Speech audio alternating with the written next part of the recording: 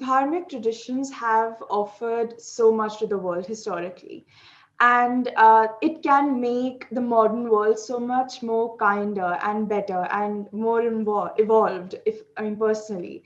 And yet these ideas that and beliefs and technologies, say for instance Ayurveda or yoga or Murti Puja, these Mm. traditions that are centered in the dharmic way of living, they often get deliberately disregarded or disintegrated by a lot of people, especially in the current popular culture that we have.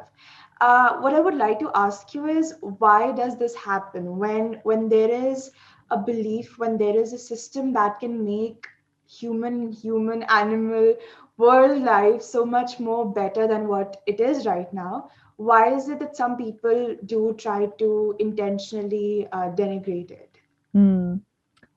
Yeah, I think that's where the concept of conspiracy becomes reality because there is no explanation for it other than the truth of what it is, which is that for hundreds of years now, there's been an intentional suppression of dharmic way of life and intentional destruction of the culture, the society, the family values, and all of the associated aspects of Hinduism by vested interests that were looking to originally, right, of course, colonize India. It was such a powerful, extremely unbreakable civilization Mhm. that could not have been destroyed unless they could figure out a way to destroy it from the inside. And that's exactly what they did. It was an evil genius, sadly, um, concept, because they couldn't, the people were so rooted in their spirituality and community that it was such a strong civilization and education system, all of those things, and very advanced in so many different ways, which we have evidence of. Mhm. And when the Portuguese, the British, and later the Mughals like came and invaded the country after so much intentional destruction, creation of the caste system to twist, Indian against Indian, and to destroy all of the education systems, the libraries, the schools, the gurukuls, totally slander all of the gurus and the Brahmin tradition.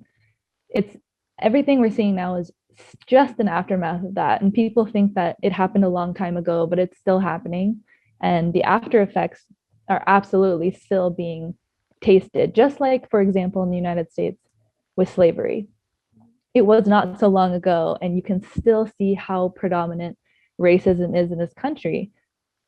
And we like to think that it's far away, but it's not. And the same thing is happening, especially with Hinduism worldwide and these sciences of enlightenment, and especially regarding the guru disciple tradition. You can look anywhere to see how much propaganda is being spread to embarrass and humiliate and make people question or confuse their own faith and religion or even cultural tradition through movies, television, and even our direct education systems that misteach Hinduism, that miscorrelate all of these atrocities and completely misinterpret the scriptures as well. So much of our scripture has been absolutely incorrectly translated intentionally by people like Max Mueller and all of these other colonizers that came and have admitted to that, and still for some reason people are studying this and thinking that it's credible and correlating things that do not actually come from Hinduism. So I think there has been, sadly, a lot of spiritual warfare done against the tradition, and we're still having to face those repercussions and sadly use a lot of our energy to explain and defend constantly instead of just getting to share and enrich. And that's I think where the loss has been, because people have felt so depleted or uncomfortable with sharing about their faith nowadays because, like you were saying, so much of the secular movement has been not, it's not secular, it's just anti-Hindu, and honestly that Yeah. is what it is.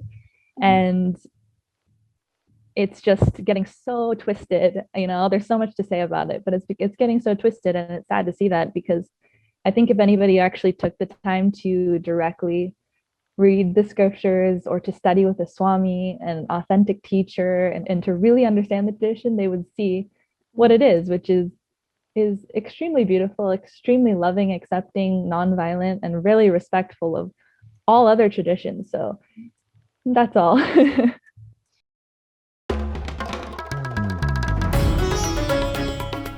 Namaste. We hope you enjoyed this Chitti Media content.